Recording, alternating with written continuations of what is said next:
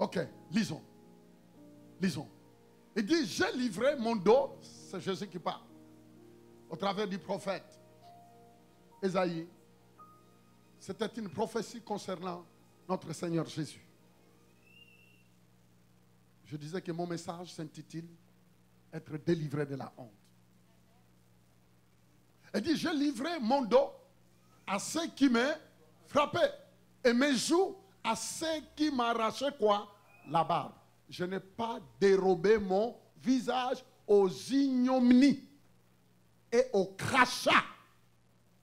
Continue. Mais le Seigneur, l'Éternel, m'a secouru. C'est pourquoi je n'ai point été déshonoré. C'est pourquoi j'ai rendu mon visage semblable à un caillou, sachant que je ne serai point confondu. Quelqu'un peut dire un bon amen. Je disais, quelqu'un peut dire un bon amen. J'aimerais bien partager avec vous quelque chose sur comment être hors de ce qu'on appelle la honte. Amen. Je disais amen. Dites un peu à la personne à côté de toi, dis-lui, tu as bien fait d'être là. Pose-lui un peu la question, comment la semaine, comment ça s'est passé? Dis-lui, tu es à côté d'un prophète ou une prophétesse, dis-lui. Dis-lui, je déclare que moi je serai témoin de ton élévation. Quand les gens t'accuseront d'avoir touché les magies, moi je dirais, non, j'étais à ses côtés. Quand Dieu prophétisait sur sa vie, moi j'étais à côté. Alors je suis témoin de son succès. Ah.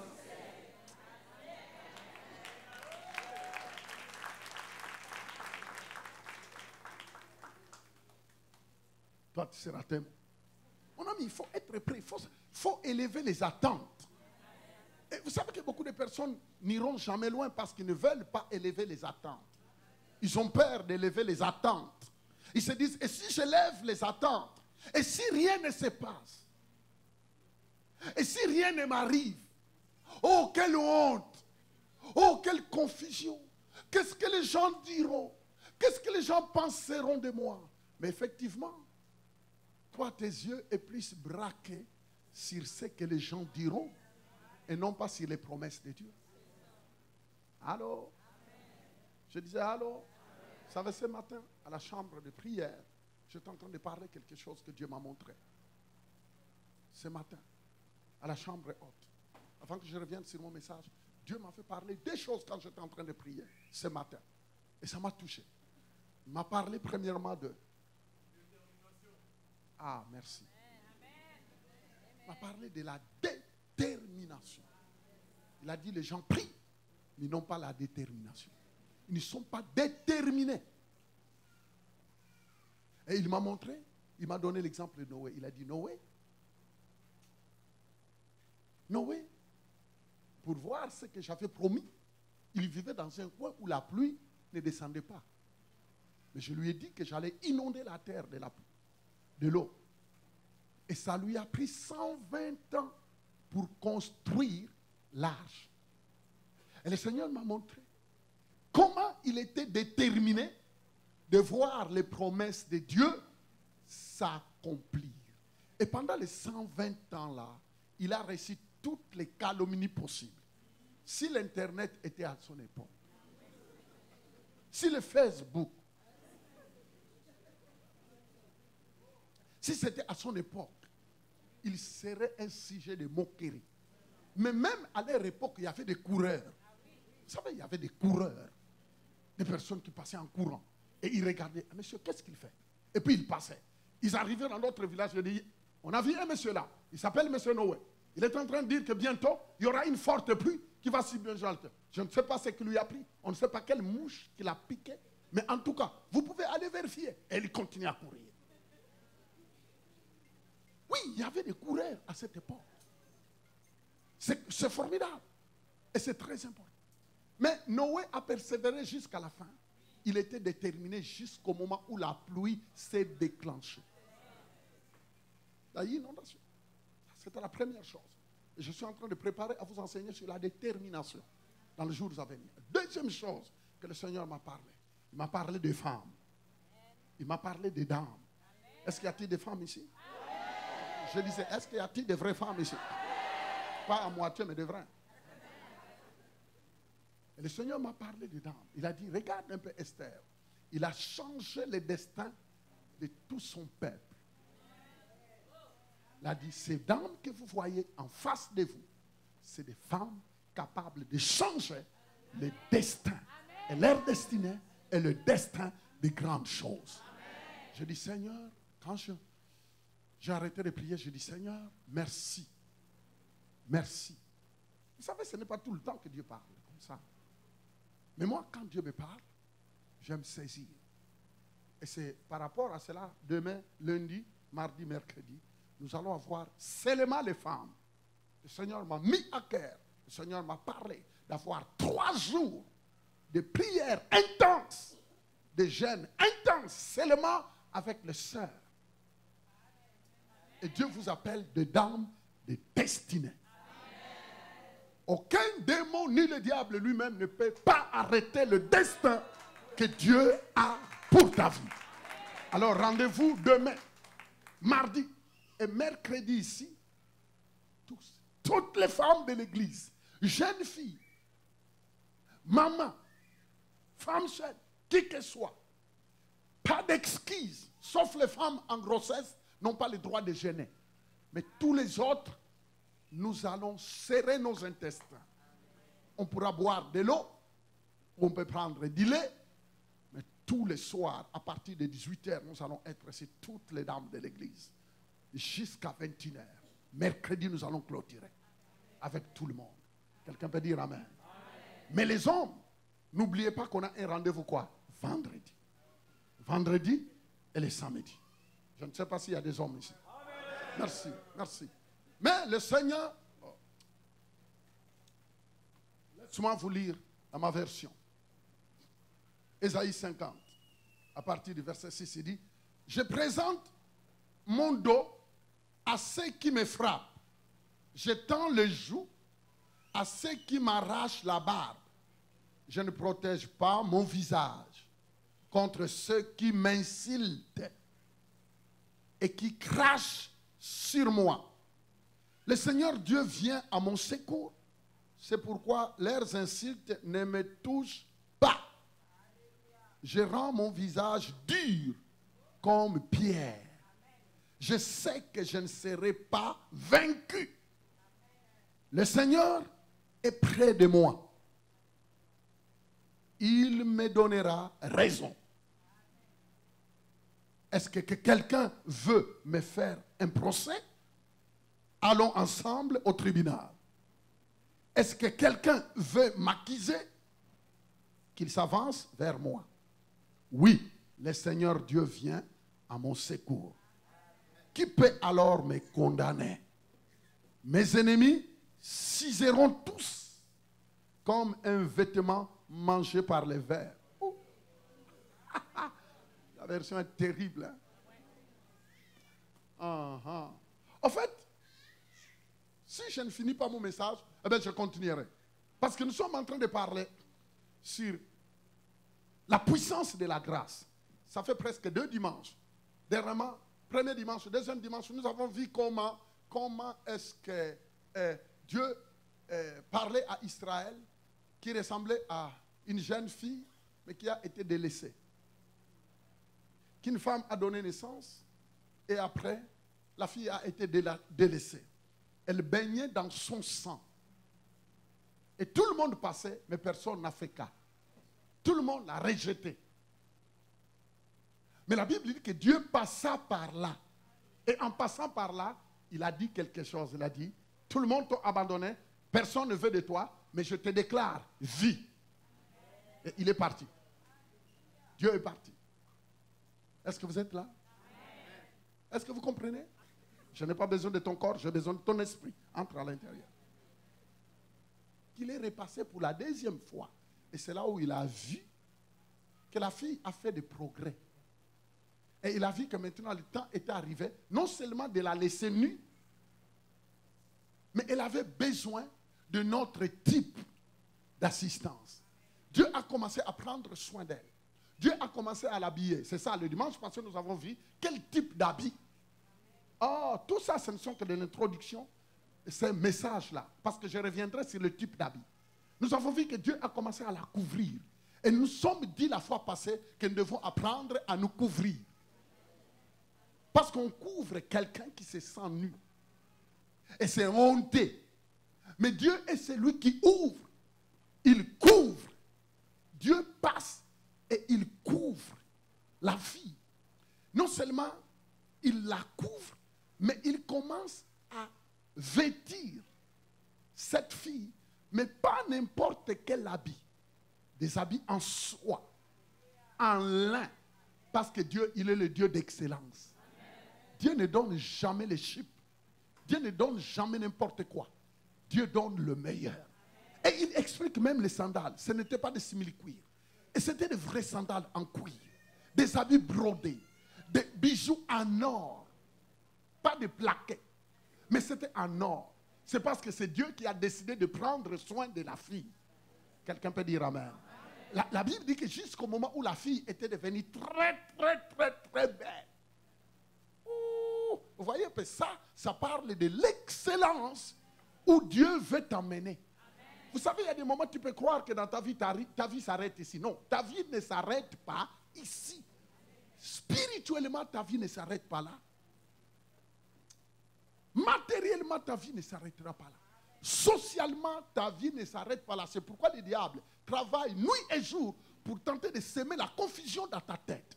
Parce qu'il sait que s'il peut embrouiller les pistes dans tes pensées.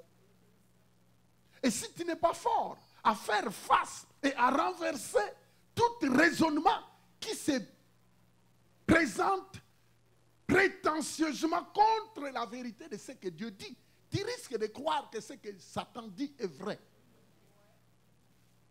Vous savez que le monde de la pensée est terrible. Le diable peut venir déposer des maudites pensées. Des pensées erronées. Des pensées bizarres. Des pensées de confusion. Et vouloir te faire croire que ces pensées-là est vraies. Non. Et c'est pourquoi la Bible dit, l'apôtre Paul dit, dans 2 Corinthiens, il dit, nous renversons tout raisonnement. Dites toutes pensées. Faire douter ce que Dieu a dit. Parce que le combat de Satan, ce n'est pas contre vous, mais c'est contre ce que Dieu a mis en toi. Je n'ai pas compris. Alors ne dites jamais, oh le diable m'a attaqué. Non, ce n'est pas toi. Mais le plan que Dieu a pour ta vie, c'est ça qu'il veut attaquer. Parce que son problème, c'est quoi? C'est de défaire ce que Dieu a planifié pour toi. Mais tout ce que vous devez savoir, que même dans le jardin d'Éden, jardin des délices, Dieu a fait une promesse. Il a dit, Satan, tu penses remporter la victoire? Non, un garçon naîtra de lui. Il écrasera ta tête. Ça veut dire que le match n'est pas fini. Dites à la personne à côté de toi, le match n'est pas fini. Oh, parle avec audace. Le match n'est pas fini. Parle. Mais pourquoi vous êtes aussi mougo? Dites, le match n'est pas fini.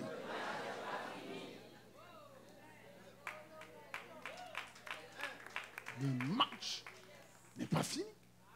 Ne croyez pas que le match est fini. Non. N'écoutez pas tous ces arbitres-là qui sifflent. Parce que dans un stade, c'est comme ça. Tout le monde a des sifflets bizarres, en plastique, en caoutchouc, tout ça. Prêt. Et si tu ne fais pas attention, tu risques d'arrêter le ballon par rapport à un sifflet qui vient de quelque part. Mais il faut suivre le vrai arbitre. Parce que Jésus...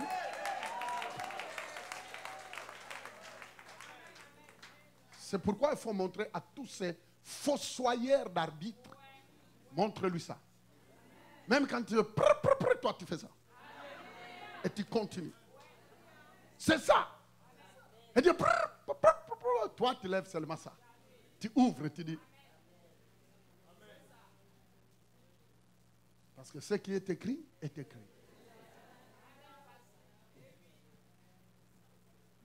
Qui est là avec moi? Je disais qui est là avec moi. Et le premier verset, ici le Seigneur est en train de... Il parle, en fait, le prophète Ésaïe, 750 ans, 700 ans avant que Jésus naisse, le prophète, ce monsieur-là, j'ai toujours dit que sa femme, oh pauvre femme de ce prophète Ésaïe, mais il trouvait Ésaïe comme un fou, son mari. Elle dit, mais monsieur, qu'est-ce que tu dis? Mais je t'ai entendu là, tu étais en train de prophétiser que le Messie. Mais attends, mais est-ce que tu comprends ce que tu dis? Vous savez, il y a des moments quand on est inspiré sous la puissance du Saint-Esprit, on déclare des choses que même toi-même, tu te dis, est-ce que ça va arriver? Est-ce que vous m'entendez? C'est pourquoi chez toi, il faut apprendre à t'élever.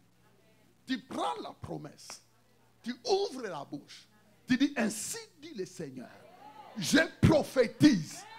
Mais même quand toutes les pensées montent dans ton cerveau en te disant, ce que tu dis là, c'est des illusions. Tu dis, tu la fermes au nom de Jésus. Tu continues à prophétiser. Parce que prophétiser, c'est se mettre du côté de Dieu et déclarer ce que Dieu dit. C'est là où se trouve la confusion. Et beaucoup de personnes qui sont dans la logique n'acceptent jamais ça. Elle dit, oh pasteur, c'est bien pour vous. Mais est-ce que moi, ça marche? Mais c'est parce que c'est toi-même qui le dis que ça ne marchera pas. Et comme tu ne crois pas que ça va marcher, ça ne marchera pas. Mon ami, la vie est une vie. Notre vie est construite par la foi. C'est pourquoi la Bible dit, mon juste vivra par la foi. Mon ami, il faut que les choses ne vont pas bien pour que tu mettes ta foi en action. Comment est-ce que tu verras que ce que Dieu dit est vrai si tu ne peux pas te mettre du côté de Dieu et dire ce qu'il dit? Vous êtes des prophètes et des prophétesses. Je n'entends pas. Je disais que vous êtes, tu es un prophète et tu es une prophète de ta vie, de ta famille. Et c'est pourquoi il faut te laisser être dirigé par le Saint-Esprit. Est-ce que vous savez que dans l'Ancienne Alliance, le Saint-Esprit descendait seulement aux prophètes? Dans l'Ancien Testament, le Saint-Esprit descendait aux prophètes, il descendait aux rois. Amen. Il descendait aux prophètes et aux rois. Je n'ai pas le temps de vous expliquer tout ça. Mais aux prophètes parce qu'ils avaient une mission.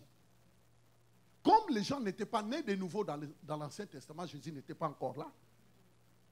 Ça veut dire qu'il fallait que quelqu'un écoute de la part de Dieu pour leur transmettre les ainsi dit le Seigneur.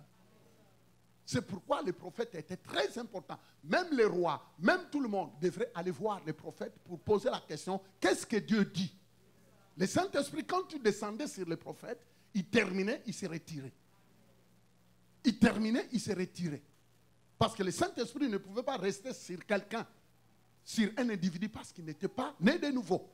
Mais nous, dans la nouvelle alliance, dès que tu acceptes Jésus, le Saint-Esprit vient une seule fois, il s'installe en toi, c'est fini.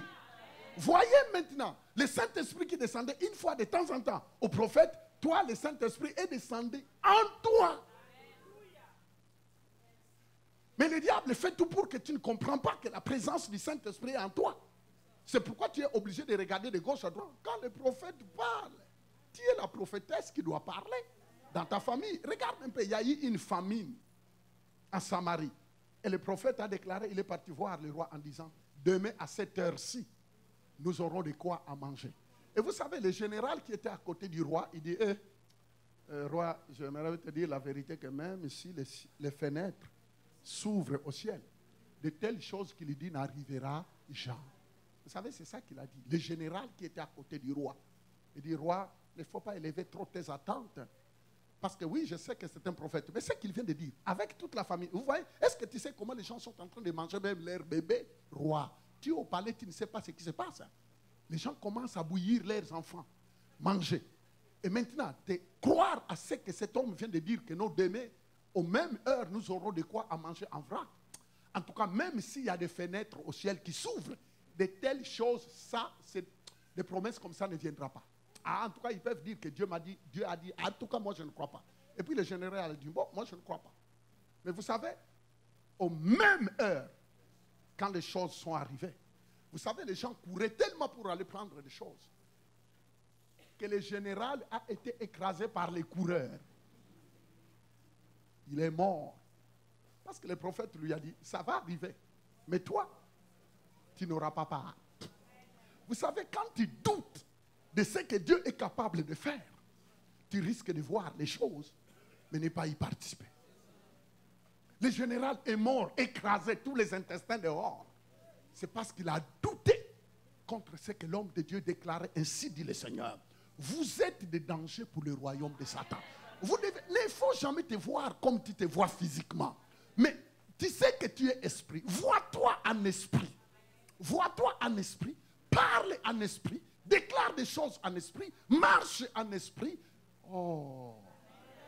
Et la parole de Dieu est esprit. Et le diable, c'est un menteur.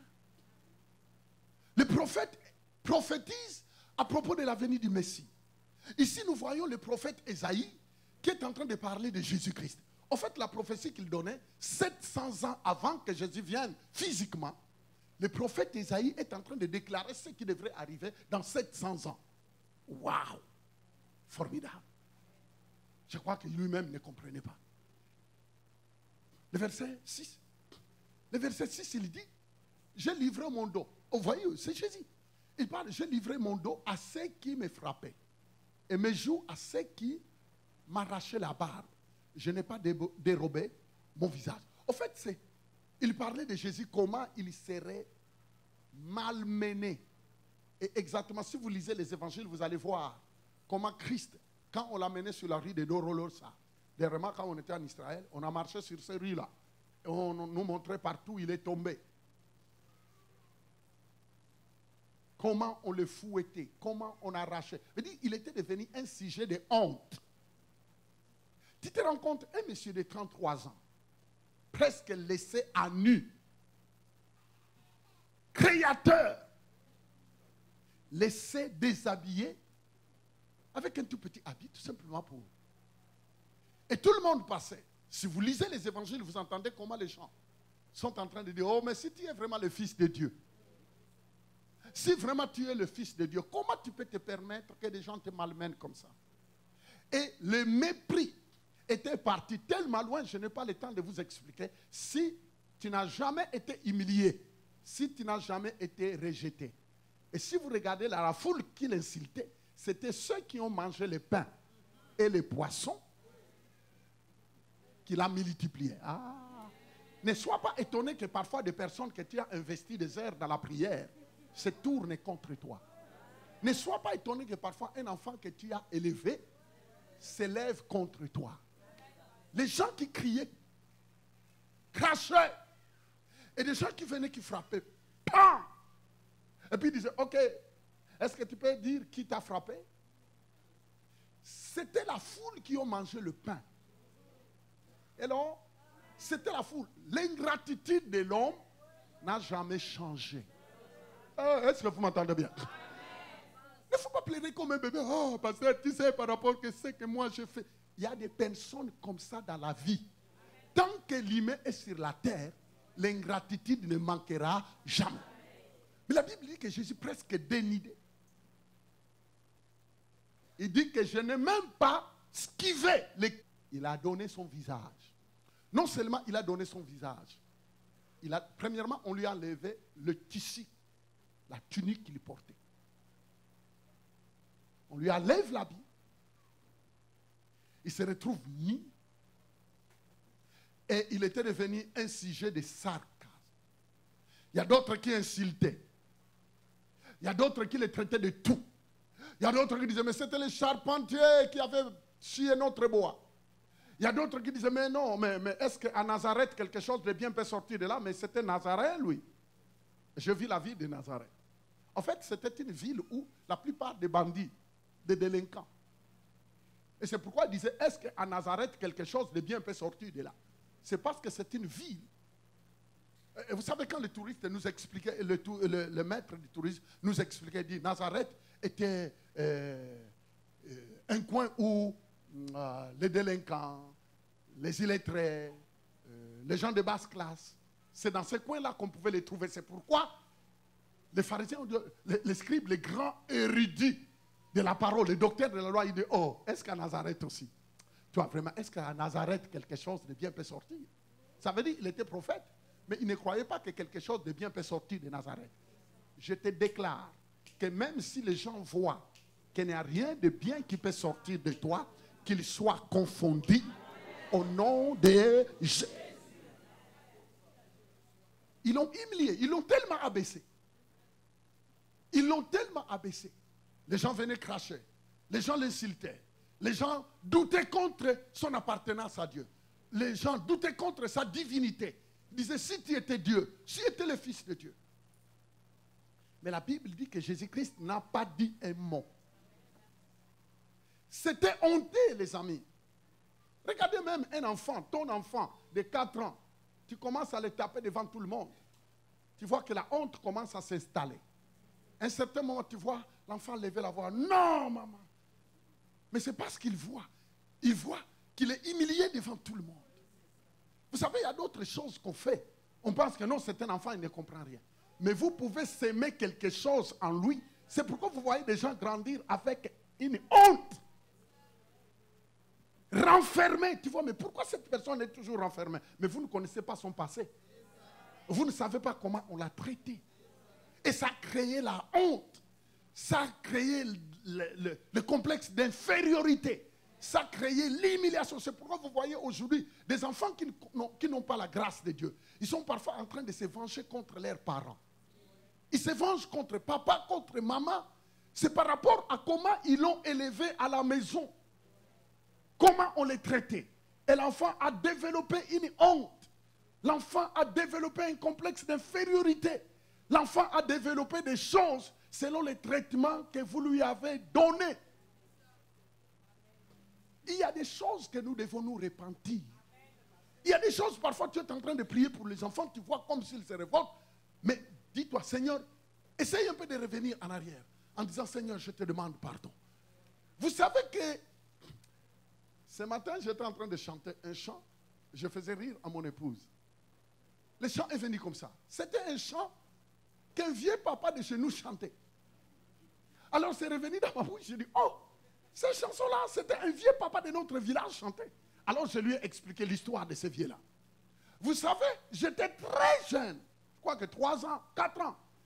Mais il y a des choses qui se sont instruites. Il y a des choses qui se sont déposées en moi. Les amis, c'est pourquoi même il y a des choses que les enfants ne doivent pas voir à la maison. Parce que ça reste gravé dans le disque dur. Et ce n'est pas tous qui sont forts d'être au-dessus. Ce n'est pas tous qui sont forts de dire tournons la page. Sans le Saint-Esprit, c'est difficile de fermer la page.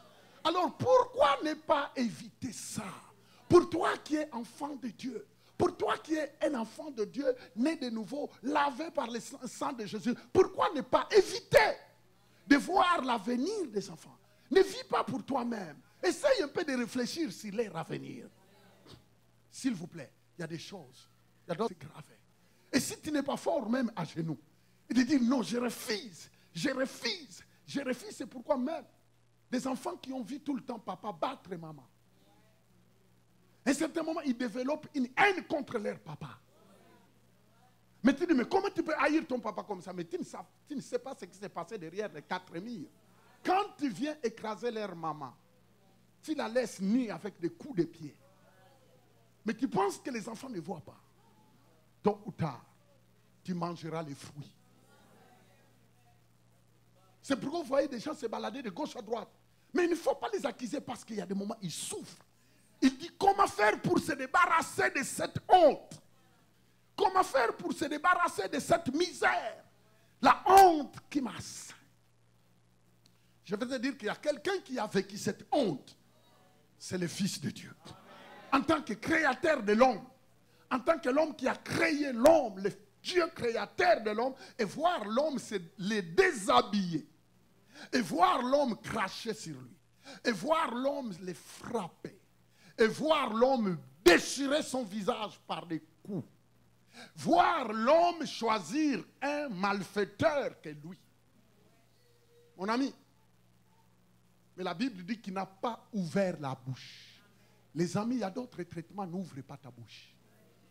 Il y a d'autres traitements dans la vie, tu ne comprends rien, n'ouvre pas ta bouche. Et je sais que ce n'est pas facile de fermer la bouche. Je le sais. Mais Dieu te dit, apprends à dire, c'est lui qui fera ma justice. Jésus est en train de dire, l'homme de Dieu dit que mais Dieu ne m'a pas laissé. Il viendra à mon secours. Vous savez que le secours de Dieu parfois traîne. Tu peux croire que le secours de Dieu prend du temps. Mais non, Dieu ne vient jamais en retard. Quand le secours de Dieu arrive, parfois ça peut arriver lentement, comme ça peut venir rapidement. Mais ça dépend. Mais maintenant, pendant tout ce temps-là, Dieu voit l'attitude de ton cœur. Loué soit le nom du Seigneur. Je disais loué soit le nom du Seigneur. Je disais loué soit le nom du Seigneur. Et toutes ces façons d'être traitées, parfois ça suscite une honte incroyable. Et la honte,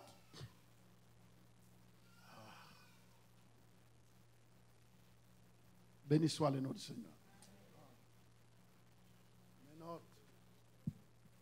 Et la honte, quand ça s'installe, ça fait des dommages.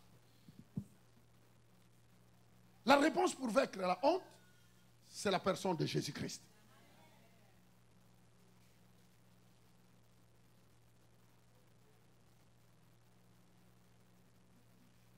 La Bible dit que Jésus-Christ, en voyant tous les traitements qu'on a traités, la Bible dit qu'il a pris la honte.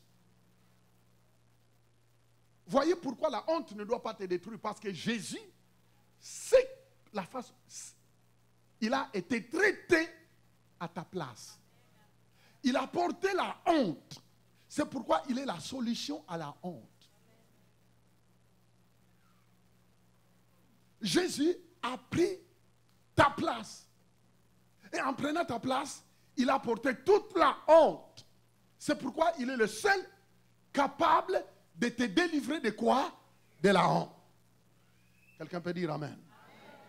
Beaucoup de gens veulent avancer, faire des choses même dans leur vie. Beaucoup de personnes veulent avancer, même vouloir servir Dieu, même vouloir faire des exploits dans leur vie. Mais il y a une seule chose qui leur bloque, c'est la honte. Amen. La honte. Vous voyez quelqu'un qui a été fait pour vivre de succès, de victoire en victoire. Mais la honte est venue s'installer en lui. Honte de comment les gens vont me voir. Honte de comment les gens vont passer. Honte, honte, honte, honte. Et il se laisse engloutir par la honte. Qu'est-ce que les gens diront? Qu'est-ce que les gens diront de ma taille? Qu'est-ce que les gens diront de ma couleur? Qu'est-ce que les gens diront de mon expression? Qu'est-ce que les gens... Et finalement, la honte, la honte, la honte, la honte. Il y a même d'autres qui ont honte même de leur corps. Honte, honte, honte. Et la honte, c'est un esprit. La honte, c'est tellement satanique. Mais pour tenter de t'écraser. Mais quand tu vois la honte commencer à s'installer dans ta vie, sache qu'il y a quelqu'un qui a porté ta honte. Christ, Jésus-Christ, la Bible dit qu'il n'a pas fermé ses yeux. Il n'a pas caché son visage. Même quand on lui enlevait les habits, il s'est laissé. Mais ses yeux étaient tournés vers Jésus, vers le Seigneur. il disait que malgré toute la honte qu'on suscite dans ma vie, mais l'Éternel ne m'abandonnera pas. Il dit, il sera ma justice. Alors, je peux continuer encore? Ok.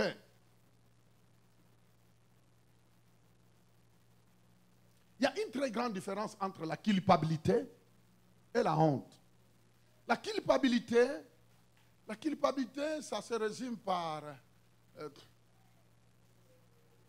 tu as fait quelque chose auquel tu penses que... Un jour, j'ai parlé avec un garçon formidable. Et vous savez ce qu'il a culpabilisé? Ce qu'il a créé, en fait, il était l'auteur de la souffrance de son père. Et son père est mort à cause de lui. Et vous savez que ça a tellement marqué. Il vivait tellement dans... il dit, pasteur, si je n'avais pas fait ça, mon père ne serait pas mort. Vous voyez un peu? Ça, c'est la culpabilité. Il dit, si moi, je n'avais pas fait ça, mon père ne serait pas mort. Oh, maintenant mon père est mort à cause de moi. Et vous savez, si tu ne sais pas recevoir le pardon de Dieu et te pardonner toi-même, tu risques de bâtir une vie de défaite en défaite. La culpabilité, c'est quelque chose d'affreux. Oh, si je n'avais pas fait ça. Oh, un tel souffre à cause de moi. Et directement, on reste. On dit, oh. Mais vous savez, les passés, on ne peut pas les réparer. Alors, il faut te remettre à celui qui pardonne. Mais aujourd'hui, je suis en train de parler de la honte. La honte, c'est différent de la culpabilité. La honte, c'est différent de la culpabilité. Parce que la honte, c'est, on est supposé dire, je ne peux pas être là parce que tout le monde connaît mon problème.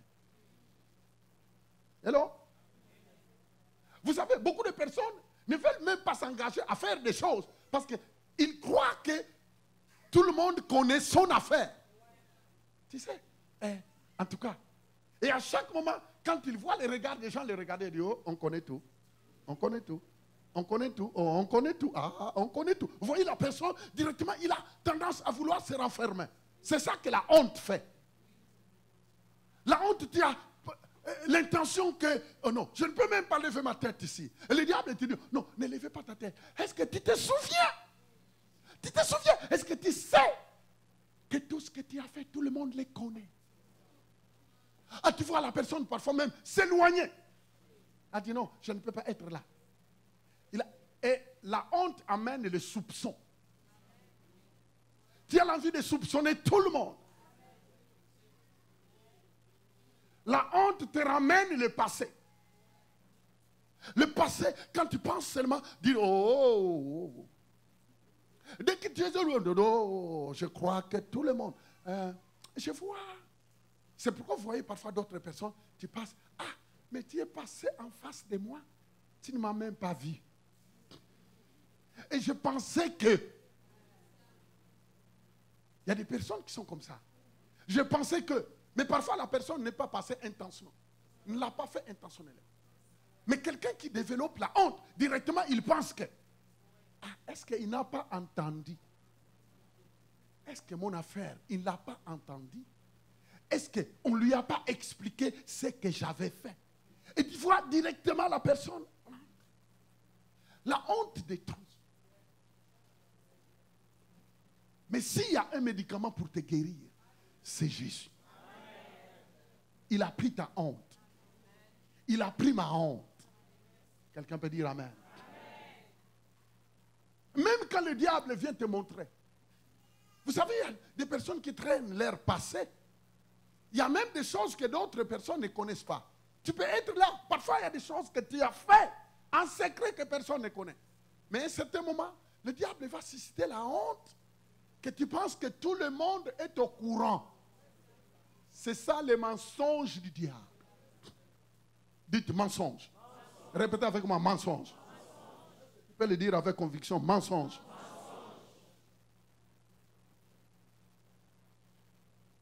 La honte sera réellement la honte si on ne la traite pas.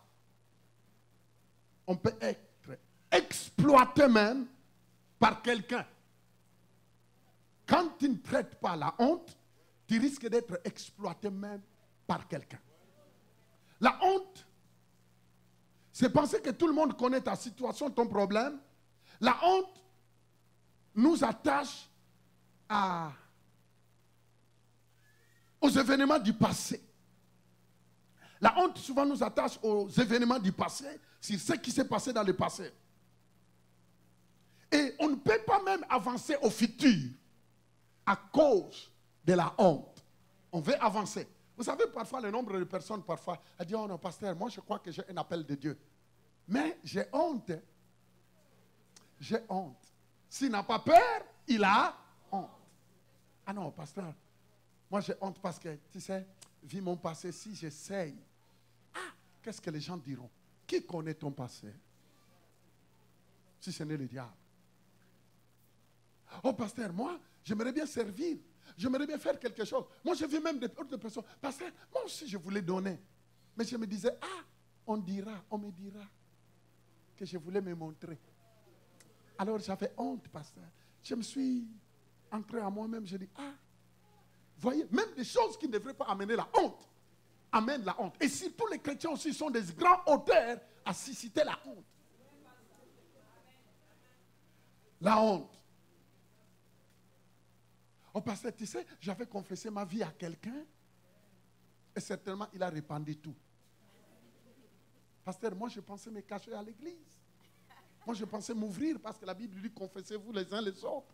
Et en confessant ma vie à quelqu'un, finalement j'ai entendu le bruit que tout circulait dans toute l'église. Et même ceux qui ne l'ont pas entendu, tu penses qu'ils connaissent l'affaire. C'est ça les effets de la honte. Et c'est démoniaque. Ce matin, on est en train de démasquer ce qui était un frein à l'avancement de ta vie. Christ a porté ta honte. Vous savez, même des personnes qui ont étudié, l'esprit de honte les a envahis. Même au travail, il a honte. Les gens postulent, lui il dit, vraiment je ne pense pas que je mérite cette place. J'ai honte même d'aller postuler. En tout cas, moi quand je me regarde, je n'ai même pas confiance en moi-même. J'ai honte d'échouer. Et si j'essaye que ça ne va pas. Oui, j'ai appris que les autres ont essayé, ça marchait. Mais moi, en tout cas, moi, j'ai toujours honte. Mais quand vous regardez la source, c'est parfois à la maison, on lui disait que toi, tu ne feras rien de bon. Parfois, la famille lui disait, toi, tu n'es bon à rien. Et finalement, il a développé la honte. Dites, la honte doit me quitter ce matin. Dites, je vais me séparer avec la honte qui bloque ma vie. Ma vie ne sera plus bloquée par la honte. C'est la honte. La honte, ce que ça fait, c'est que ça nous lie aux événements du passé. On ne peut pas avancer au futur à cause de la honte. La honte tue. La honte tue ton espérance. Laisse le passé vers le passé. Continue vers le futur. Là où il y a la honte, l'espérance descend. Là où il y a la honte, l'espérance ne monte plus. On ne l'espère plus. On a honte. Ah non, j'ai honte. J'ai honte de ma vie passée. J'ai honte, on m'a violé. J'ai honte, on m'a traité ceci. J'ai honte, on a fait ceci. Mais Dieu te dit, Christ te dit, j'ai porté ta honte. Pour que toi, tu vis dans l'assurance. Qui est là? Que soit ton passé qui a été ravagé. Écoute, la Bible dit, si quelqu'un n'accepte pas, dites non, il y a quelqu'un qui a déjà pris ma honte. Il y a quelqu'un qui a déjà souffert à ma place. Et moi, je refuse. Les amis, on a besoin de faire une autodélivrance de la honte dans nos vies. Tu dis, je refuse la honte. Je refuse la honte parce que ça me ralentit. Ça me fait passer loin des opportunités. Qui est là? Je disais qui est là? Moi, je bénis le Seigneur m'avait aidé parce que quand je suis venu de l'Afrique, je suis arrivé en Europe et le Seigneur m'a dit prêche. J'ai dit, prêchez ici en France? J'ai dit, premièrement, mon français n'était pas trop correct. Je dis, ah, Seigneur. Et finalement, le diable m'a amené vers mes études primaires. Il m'a amené à l'école secondaire. Comment j'ai manqué l'argent pour payer mes études. Tu as dit, tu n'as pas trop étudié toi. Maintenant, ose un peu parler ici en France. Et tu verras, on va analyser toutes tes fautes. Tu sais que si tu es en France, les amis, c'était affreux. J'ai lutté. J'étais là dans le métro. Il a fallu, vous savez comment Dieu m'a délivré? Un jour à 23h au métro Opéra, pour ceux qui connaissent Paris. Le Seigneur me dit, lève-toi, parle. Je dis, je venais d'arriver à peine une semaine et demie. Il dit, parle à 23h. Je venais du métro Marcadet Poissonnière à la porte de la chapelle à une réunion. Ah, pour ceux qui connaissent, vous voyez, ils entendaient, ah. Alors je venais de là. C'était dans les années 87. Alors finalement, je dis, Seigneur, ici je vais là. Vraiment, tu n'as même pas pitié de moi. Et je discutais un peu, la honte. Je discutais, je dis, Seigneur, non. Premièrement, tu sais que mon niveau d'études était trop bas. Je manquais même l'argent pour payer. Mon père a vendu toutes les radios qu'il avait pour me supporter à l'école secondaire. Et j'étais obligé de laisser. Mais maintenant, tu demandes que je prêche ici en France. Ah, tu as oublié que ici, c'est le français. Alors, j'ai commencé à donner une éducation à Dieu, comme si Dieu ignorait. Hein? Et le Seigneur m'a dit, parle. J'ai dit, Seigneur, je ne peux pas. Mon niveau est trop bas. Vous savez ce que la honte peut faire? Je suis entré même à l'école là que les Français donnent. Ah, c'était Alliance française. Alors je disais, faut que je me fasse. Faut. L'esprit des foncés, moi, je suis un fonceur. Parce que je disais, ça, je ne peux pas permettre ça. Vous savez, il fallait que je prenne tous les courages. Et je me suis levé. Et je dis, Monsieur Zédan, bonsoir. J'ai une bonne nouvelle. Et un verset qui était venu dans ma bouche, voici l'agneau de Dieu qui ôte les péchés du monde. Alors que ça, c'est c'est le verset que les Français aiment entendre dans l'église catholique. L'agneau de Dieu qui ôte quoi? Les péchés du monde. Et directement, tout le monde était calme. J'ai prêché jusqu'à la porte d'Ivry.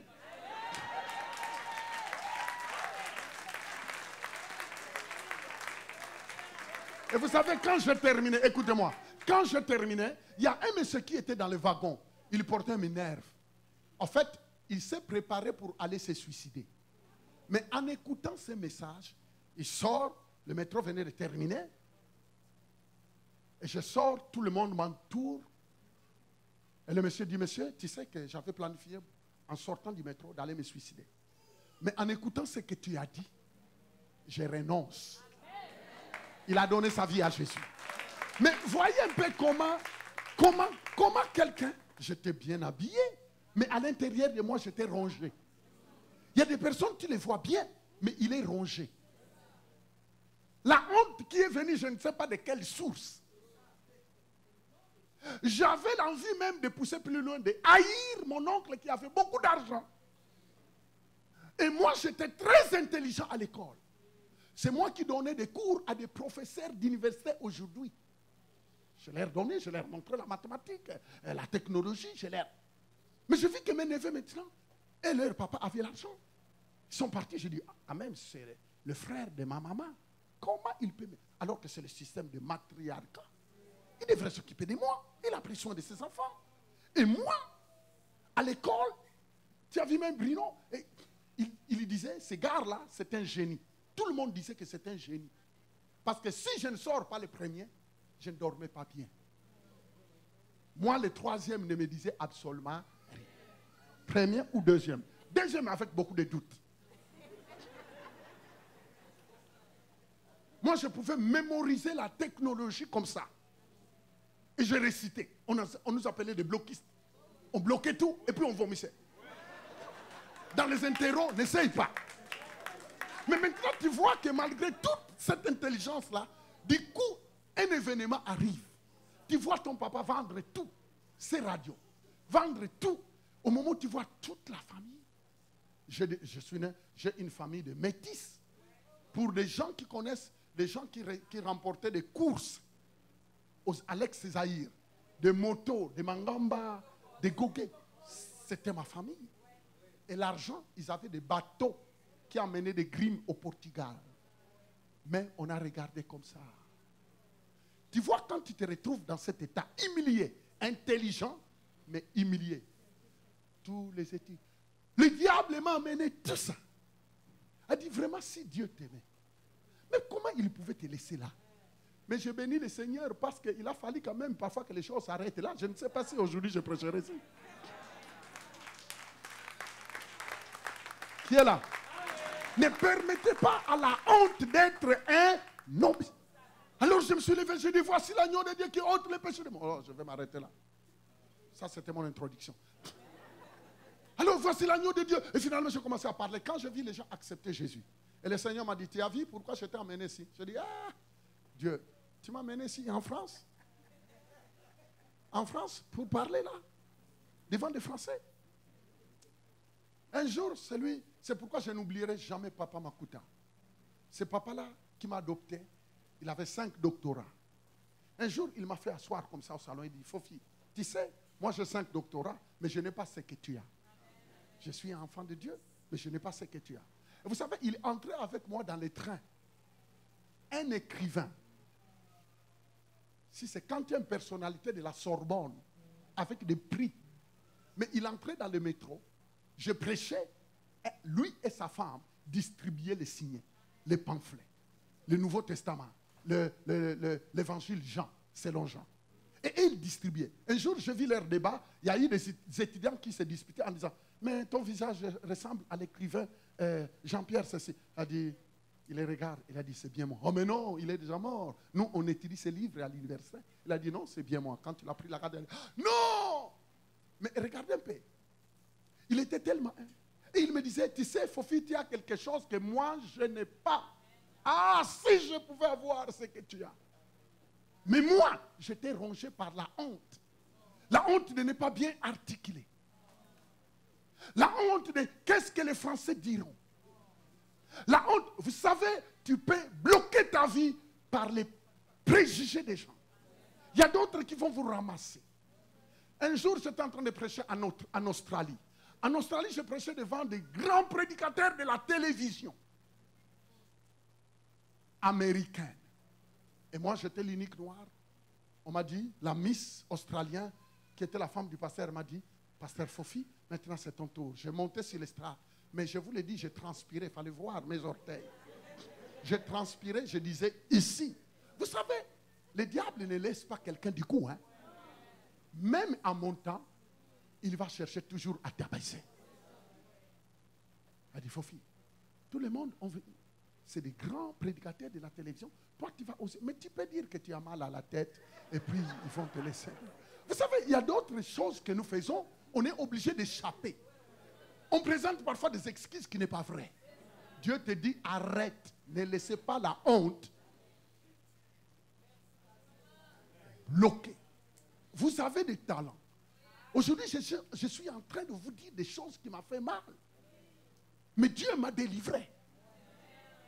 Dieu m'a délivré. À tel point, quand je suis même devant des professeurs de l'université, ils sont étonnés que je leur donne un cours sur le leadership. Ils disent, mais monsieur, dis-nous où tu as étudié. Il dit, je rigole seulement, je dis, tu ne sais pas. C'est la grâce de Dieu. C'est la grâce. Dites la grâce. Ne négligez. Vous savez, ça fait 2 dimanches, nous sommes en train de voir où la grâce peut nous amener. La grâce te délivre de la honte. La grâce te délivre. Je priais avec une fille en Suisse vers Milan.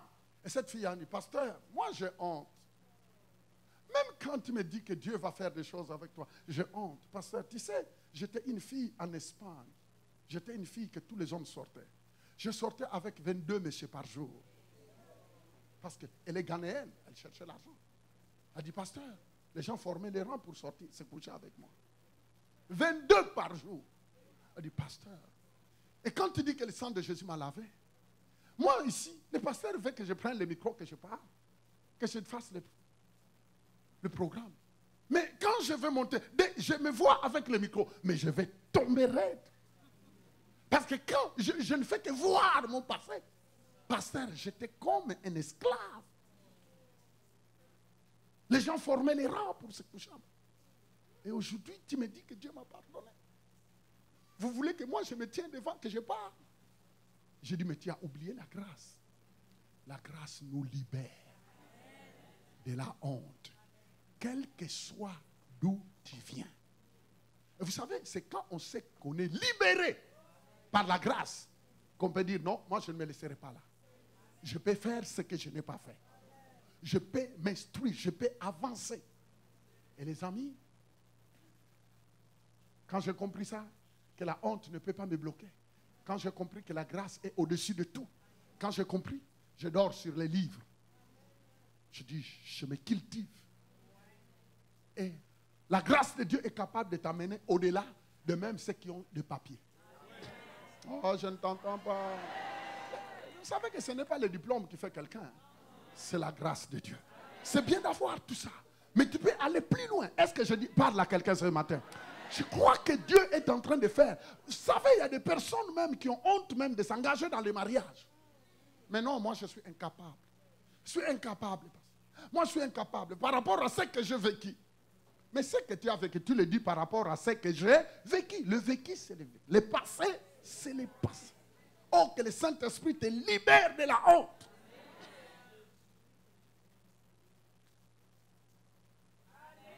Honte de l'échec. Tu as commencé des entreprises qui n'ont pas marché. Et aujourd'hui, tu dis, mais non, je ne peux pas. Je ne peux pas recommencer parce que je sais comment je vais finir. Quelle honte! De toute façon, moi, je ne pourrais pas parler. Je ne pourrais pas parler. Je ne pouvais pas parler aux hommes d'affaires. Je ne pouvais parler aux industriels parce que moi, j'ai échoué. Le diable va te montrer comment tu as osé, tu as échoué. Et il va te dire que toi, tu n'as pas le droit. N'essaye pas parce que ça n'a pas marché. Qu'est-ce que tu vas dire aux gens? Les amis, quand tu vois cette voix-là commencer à s'élever, tu sais que tu dois la faire taire. Dieu, par sa grâce, te rend capable. Ah, je dis, dites avec moi, le Seigneur me rend capable. Un jour, c'était à l'université de Nanterre. Nanterre, en France. La grande université de Nanterre. Alors, on m'a choisi, moi et Jean-Louis Jaillet, un grand prédicateur français, pour qu'on puisse donner des cours aux universitaires.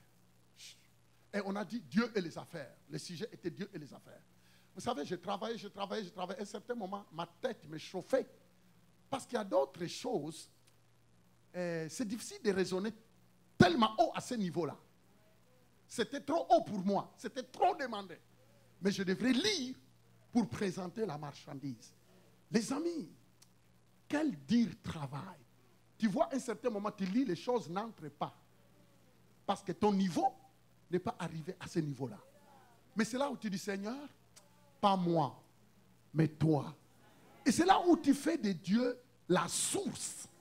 Quand tu commences, vous savez pourquoi beaucoup de personnes échouent? C'est parce qu'ils se sentent plus capables. Ça veut dire Dieu, on l'exclut parce qu'eux, ils sont capables. C'est bien d'être capable. C'est bien d'avoir fait des études élevées. C'est bien. Mais si tu essayes seulement d'exclure l'Esprit de Dieu, un jour, tu verras te frapper sur le mur. Et tu seras tellement déçu parce que tu as vu tes capacités tomber en mou. Et tu vas t'en vouloir. C'est là où parfois les gens veulent mettre fin à leur vie. Pourquoi? C'est parce qu'ils s'étaient appuyés sur la capacité humaine, mais qui a des limites. Mais quand tu dis, Seigneur, je me retire pour que toi tu avances. Mais Seigneur, tu sais que je ne compte que sur toi. Et c'est là où Dieu va... Oh, béni soit le notre Seigneur. Je vais m'arrêter sur un exemple qui s'est passé à NASA ici. À NASA, les ingénieurs de NASA, les grands savants de NASA. Vous savez que le NASA a eu une panne. Alors, les gens, tout le monde travaillait. Les ingénieurs travaillaient. Mais il y avait un ingénieur, enfant de Dieu, qui était là, né de nouveau, rempli du Saint-Esprit. Au moment où tout le monde a essayé, les ingénieurs du monde entier ont essayé, ils ont essayé, ça n'a pas marché. Lui, il s'est retiré, un physicien. Il a dit, j'aimerais bien aller prier. Il s'est mis derrière, il a commencé à prier. Et vous savez, il a prié en langue. Parce que sa maman était pentecôtiste. Elle l'a emmené à l'église. Écoute, amène ton enfant. Elle dit, je vais prier, comme ma mère m'a montré. Vous savez, après avoir prié, le Seigneur lui donne une parole. Il dit, va à telle place, tourne ceci. Il est parti derrière, il a tourné. Là où il a touché, directement les choses sont réglées. Ils ont démarré, ça a déclenché. Ils ont dit, non, monsieur, explique-nous. Il a dit, non, il y a d'autres choses. C'est difficile de vous expliquer. Parce que je suis connecté. Dieu est l'intelligentsia de tous les intellectuels. Tu as compris? Est-ce que quelqu'un a reçu quelque chose? Oh, ça c'est notre introduction. Je vais continuer. Être délivré de la honte. Un serpent dangereux. Un serpent capable de tuer tous tes compatriotes. Caché, en coulisses. Et il se présente comme s'il est normal. Vous savez, la honte, parfois, quand ça traite, il te donne toutes les raisons d'avoir honte. Il te dit, c'est normal. Hein? Et il te donne tous les arguments pourquoi tu dois avoir honte. Je peux vous les détailler, même 17 arguments. Pourquoi tu dois avoir honte. Est-ce qu'on peut fermer les yeux? Dites avec moi, Seigneur Jésus,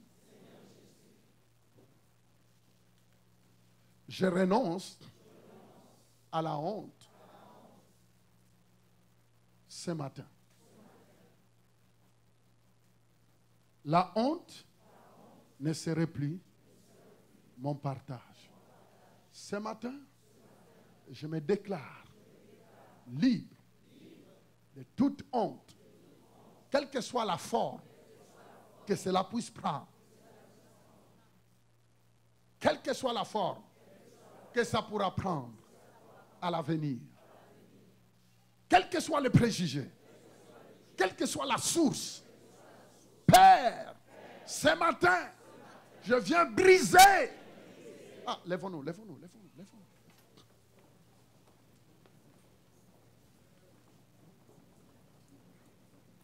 Ah, s'il vous plaît, lève le deux mains.